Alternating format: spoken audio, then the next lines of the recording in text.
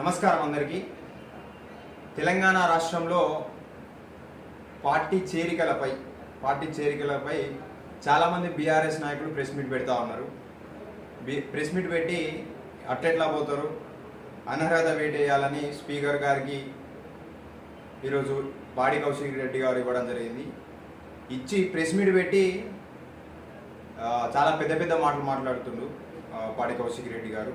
ఏదో బిడ్డ అంటుండు, ఏదో గేట్లు మేము తెరిస్తే పరిస్థితి ఏం చేస్తావు, తెరిచి ఏం చేస్తావు పాడి కౌశిక్ రెడ్డి గారు? నీకు తెలంగాణ ఉద్యమంలో మానుకోటల తెలంగాణ ఉద్యమకారుల మీద రాళ్ళేసిన చరిత్రహీనునివి నువ్వు. ఇలా కాంగ్రెస్ పార్టీ, తెలంగాణ ఇచ్చిన కాంగ్రెస్ పార్టీ గురించి మాట్లాడే నైతికత నీకెక్కడిది? అసలు విలువ అంటే ఏంటో తెలుసా నీకు? ఈ రాష్ట్రానికి గవర్నర్ను పట్టుకొని ఏం మాటలు మాట్లాడినావు? ఆనాడు ఉద్యమంలో రాళ్ళేసిన చరిత్ర నీది. ఇయ్యొచ్చి ఏదో 90s కిడ్స్ సినిమా మూవీ వచ్చింది ఈ మధ్య, సాంప్రదాయని సుప్పిని అనుకుంటూ ఒకటి ఉన్నది.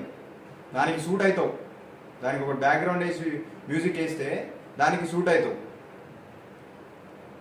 హుజురాబాద్ ఎమ్మెల్యే కూడా నువ్వు ఎట్లా గెలిచినావో అందరికీ తెలుసు, తెలంగాణ సమాజానికి మొత్తం తెలుసు, హుజురాబాద్ ప్రజలకు కూడా తెలుసు. సరే, ప్రజాస్వామ్యబద్ధంగా ఎన్నికైనావు, ఎమ్మెల్యే కొత్తగా వచ్చినావు కాబట్టి కొంచెం విధి విధానాలు తెలుసుకొని ఉండు. అంటే మందిది మంగళవారం అవుతుంది, నీది సోమవారం అవుతుందా? 12 మందిని తీసుకొని ఒక దళితుడు సిఎల్పి లీడర్గా ఉంటే ఓర్వలేని బీఆర్ఎస్ పార్టీ, ఓర్వలేని కేసీఆర్ 12 మంది ఎమ్మెల్యేలను కాంగ్రెస్ పార్టీ నుంచి తీసుకొని సిఎల్పిని విలీనం చేసుకున్నప్పుడు ఏమని చెప్పినావు? ఏడున్నావు అప్పుడు ఎటుపోయింది నీ ఆలోచన? అంటే మనం చేస్తేనేమో సంసారం అవుతుంది, ఎదుటోడు చేస్తే వ్యభిచారం అవుతుందా? ఎందుకు 100 రోజుల తర్వాత ఈ కాంగ్రెస్ పార్టీ స్టాండ్ తీసుకోవాల్సిన అవసరం వచ్చింది? ఎందుకంటే ప్రతి ఒక్క సన్నాసిగాడు అంటే ప్రభుత్వం కూలిపోతుంది. ఎట్లా కూలిపోతుంది రాబాయ్ అసలు ప్రభుత్వము? ప్రజాస్వామ్యబద్ధంగా ప్రజలు ఓట్లేసి ఎన్నిక చేసిరు మమ్మల్ని, మా ప్రభుత్వాన్ని ఎన్నుకున్నది ఓట్లేసి ఎన్నిక చేసిరు. ఎట్లా కూలిపోతుందని మీరు చిల్లర మల్లర మాటలు, హోదా ఉన్నోడంతే, హోదా లేనోడంతే, ఇద్దరు ఈక్వల్ అయిపోయారు. ప్రెస్ మీట్లు పెట్టి ప్రభుత్వం కూలిపోతుంది, 6 నెలల్లో కూలిపోతుంది. ఎట్లా కూలిపోతుంది? అందుకే 100 రోజుల తర్వాత రేవంత్ రెడ్డి గారు ఆట మొదలు పెట్టిండు. ముందుంది మీకు ముసళ్ళ పండుగ. ఏదో మేము గేట్లు తెరిస్తే ఏదో అయిపోతుందని పాడి కౌశిక్ రెడ్డి గారు ఎగురుతా ఉన్నారు. ఏం ఎగరకండి, ఎగరాల్సిన అవసరం ఏం లేదు. ప్రభుత్వం వచ్చింది, ప్రభుత్వాన్ని పని చేసుకొనిస్తే పని మీద కాన్సన్ట్రేషన్ ఉంటుంది. ఇవే మీరు కథలు పడితే ఏమో అయిపోతుందని ప్రజలలో ఒక ఆందోళన తేవడం లాంటివి చేస్తే మా పని మేము గానించుకుంటూ పోతాం. ప్రజల సమస్యల మీద, ప్రజలకు ఎటువంటి సమస్యలు ఏమున్నా వాటి పరిష్కారం కోసం ఖచ్చితంగా ప్రభుత్వం ఆలోచిస్తుంది.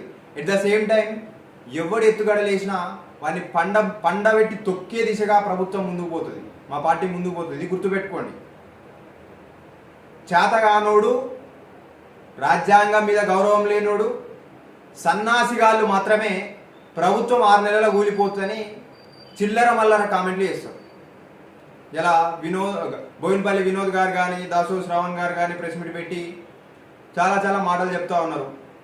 అనర్హత వేటేయాలి, డిస్క్వాలిఫై చేయాలి ఎమ్మెల్యేస్ని, చేరేటోళ్ళను. 12 మందిని తీసుకున్నప్పుడు మాట ఎటుపోయారు మీరు? దొర గడీలు ఉన్నారు. ఇప్పుడు కూడా అదే దొర గడీలు ఉన్నారు. అప్పుడు ఏమనిపించలేదు, ఇప్పుడు అనిపిస్తుంది అంతే.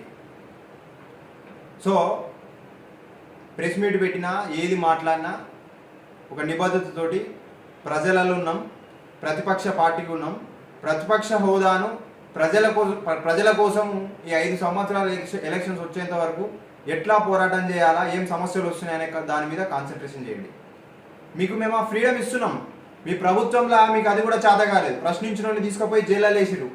ఇలా ప్రశ్నిస్తే ఆ ప్రశ్నకు సమాధానం ఇచ్చే స్థాయికి కూడా సీఎం రేవంత్ రెడ్డి గారు వెనకడిగారు. అది ప్రజాప్రభుత్వం, అది ప్రజాపాలన. ప్రజలు మార్పు కోరుకున్నారు. మళ్ళీ మీరు ఇవే పిచ్చి కథలు పడితే ఆ ఉన్న ప్రతిపక్ష పాత్ర కూడా ఉండదని గుర్తుపెట్టుకోండి. తస్మాత్ జాగ్రత్త.